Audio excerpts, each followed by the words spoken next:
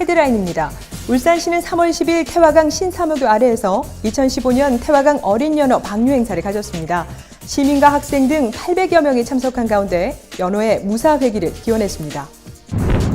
지난 3월 9일 김기현 시장은 한국동서발전 주식회사를 방문했습니다.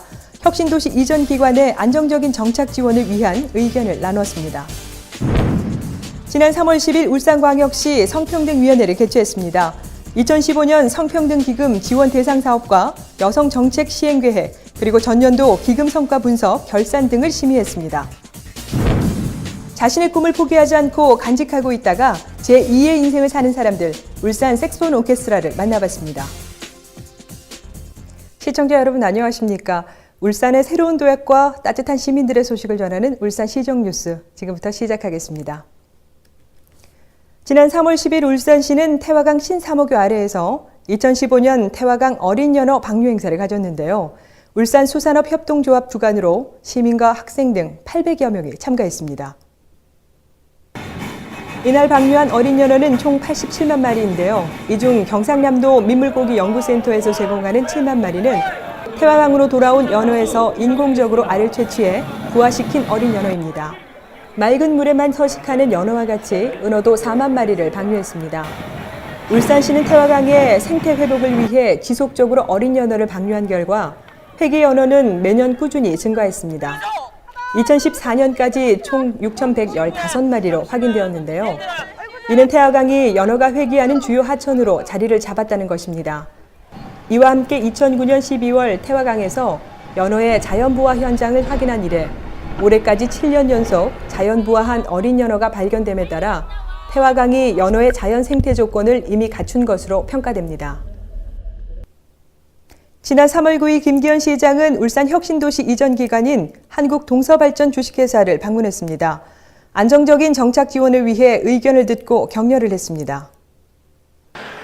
한국동서발전 주식회사는 2001년 4월 한국전력공사로부터 분리돼 설립되었는데요.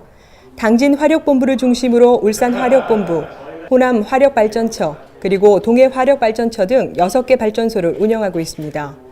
그중 울산 화력에는 2가지 발전 방식을 가지고 있는데요. 청정연료인 LNG를 사용하는 복합화력과 국내 최대 설비 용량 1200메가와트를 보유하고 있는 기력발전입니다.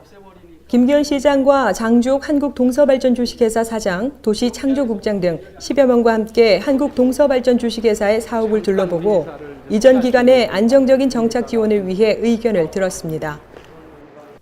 지난 3월 10일 시청에서 2015년 울산광역시 성평등위원회를 개최했는데요. 양성평등 촉진과 여성발전 도모를 위한 사업을 추진하고 심의하는 역할을 하고 있습니다. 2015년 성평등기금 지원 금액은 총 8천만 원으로 지난 1월 22일부터 2월 10일까지 지원 사업을 공모했는데요. 그 결과 총 11개 사업이 접수되었습니다.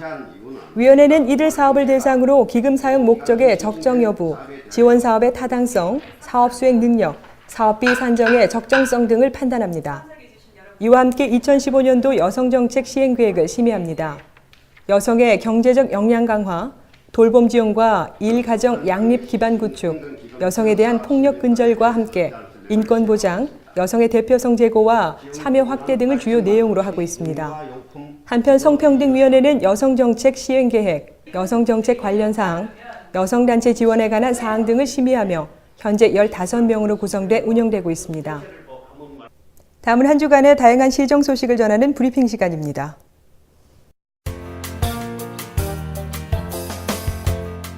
지역행복생활권 선도 사업에 울산 경주 간 광역버스 정보 시스템 구축 사업이 최종 선정되었습니다.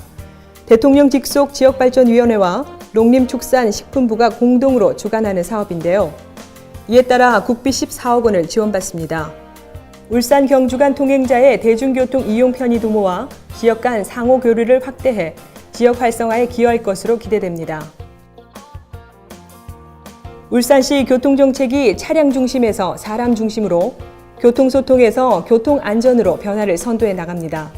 시민의식을 강화하는 노력과 교통안전 인프라 구축을 해나가고 또한 지정과 구간, 권역으로 대책을 구분해 보행환경 개선 사업 추진을 함께 하는데요. 각종 사업들이 일회성으로 그치지 않고 지속적으로 추진돼 편리한 교통환경 조성을 위해 최선의 노력을 다하겠다고 전했습니다. 울산광역시 시설관리공단은 그동안 울산대공원 내부를 순환하던 트램카 2대의 운영을 즉시 중단하기로 했습니다.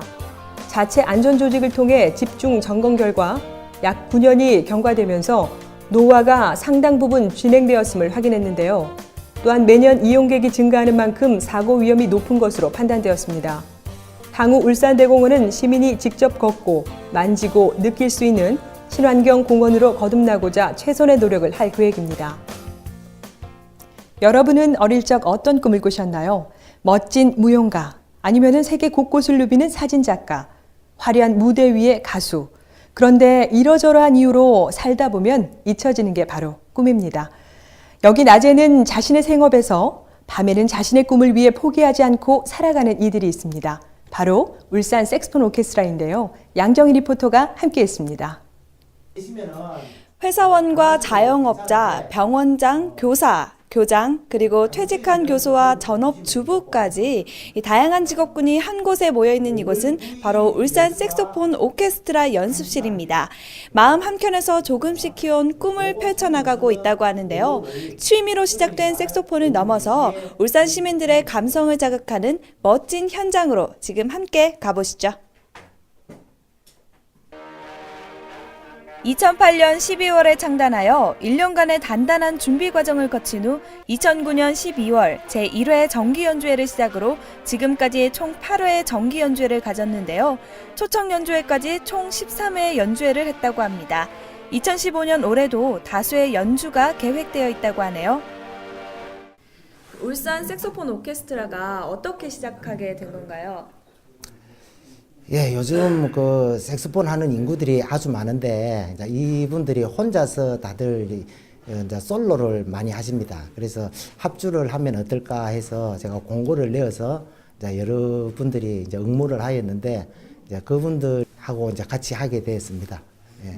예, 해마다 우리 울산 색소폰 오케스트라는 그 2번의 정기 공연을 하는데 예, 봄철하고 이제 늦 가을에 이제 금년에는 5월 22일 동구청에서 저희 단체를 초청을 해서 연주를 하게 됩니다. 그리고 12월 달에 울산문화예술회관 대공연장에서 또 제9회 연주회 정기 연주회를 지금 계획하고 있습니다.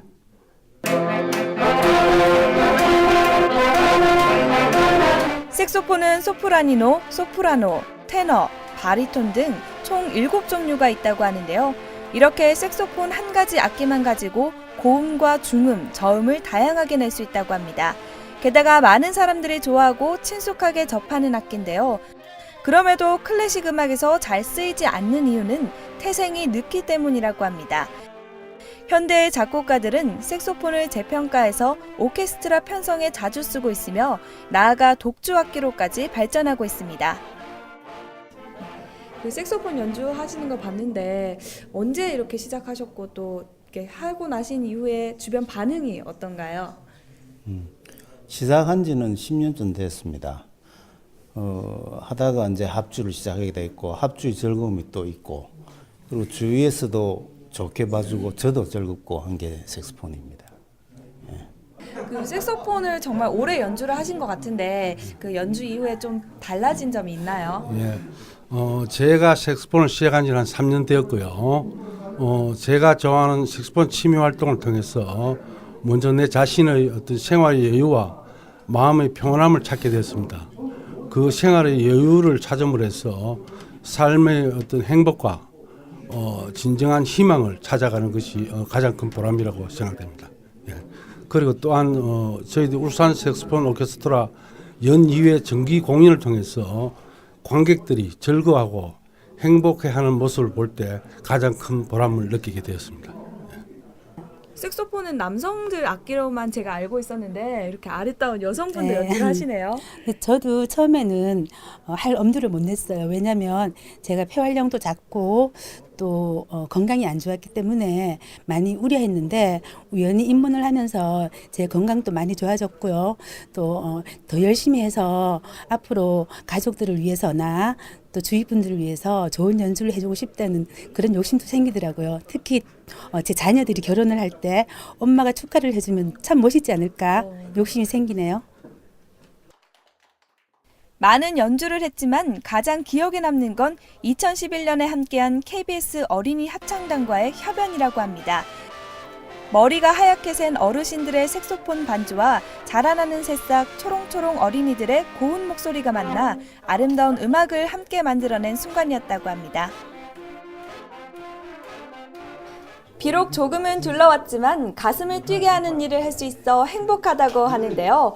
음악은 남녀노소 가릴 것 없이 세대를 아우르는 소통 수단이라고 할 수 있습니다. 색소폰이라는 멋진 악기를 매개체로 울산 시민들과 따뜻한 울산을 꿈꾸며 함께 열심히 노력하는 현장에서 양정이었습니다.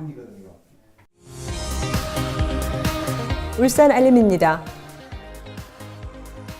2015년 을미년 태화루의 메인 테마, 지역의 다양한 소재를 인문학적으로 깊이 들여다보고 향유 가능한 콘텐츠를 만들어 시민과 나누기 위해 태화루 문화예술 아카데미 회원을 모집합니다.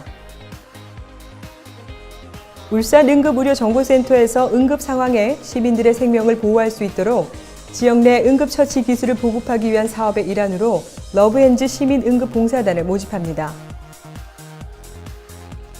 울산 지역 합창단들이 한 곳에 모였습니다.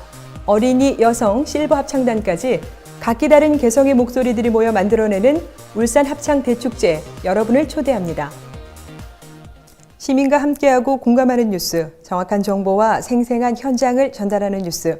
이상으로 울산 시정 뉴스를 마치도록 하겠습니다. 함께해 주신 여러분 고맙습니다.